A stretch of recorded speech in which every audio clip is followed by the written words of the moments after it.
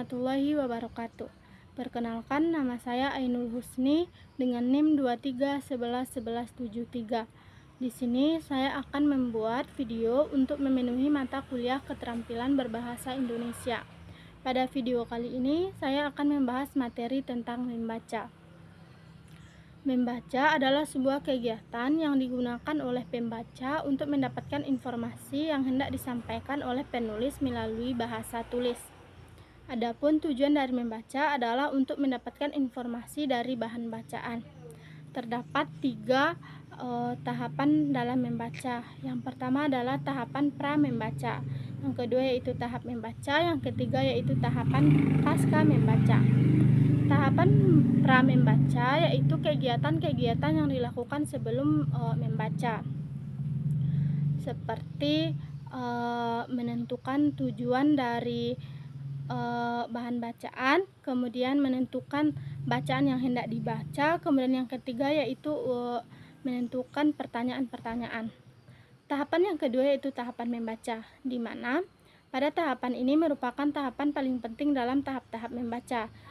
Kegiatan yang kita lakukan yaitu membaca dengan teliti dan seksama bahan bacaan, mengumpulkan informasi-informasi yang kita dapatkan dari bahan bacaan tersebut. Kemudian yang ketiga adalah memberikan komentar atau catatan-catatan penting tentang bacaan kita.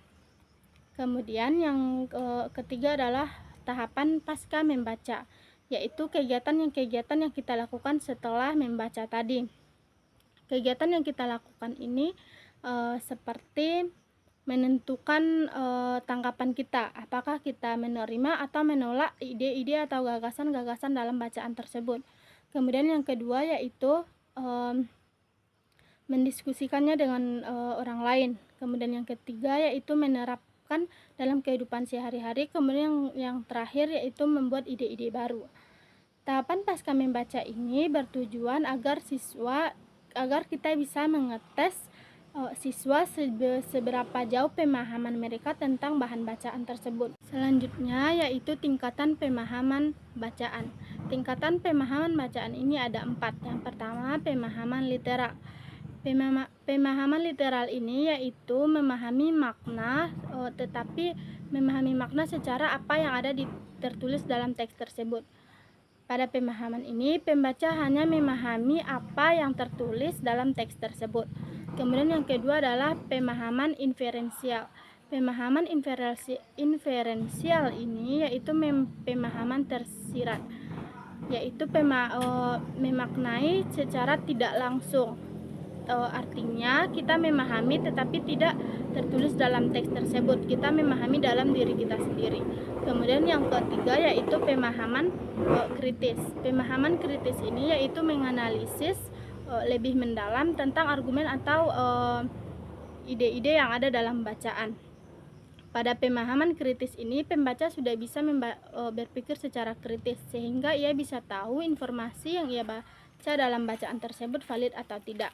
Kemudian yang terakhir yaitu pemahaman kreatif. Pemahaman kreatif ini di mana pembaca sudah bisa mengumpulkan informasi-informasi dari bacaan, kemudian menghubungkannya dengan pengalaman dan pengetahuan, sehingga dapat memunculkan ide-ide baru. Nah, itu tadi yang dapat saya sampaikan tentang materi membaca. Jika ada salah dan kurang, saya mohon maaf. Wassalamualaikum warahmatullahi wabarakatuh.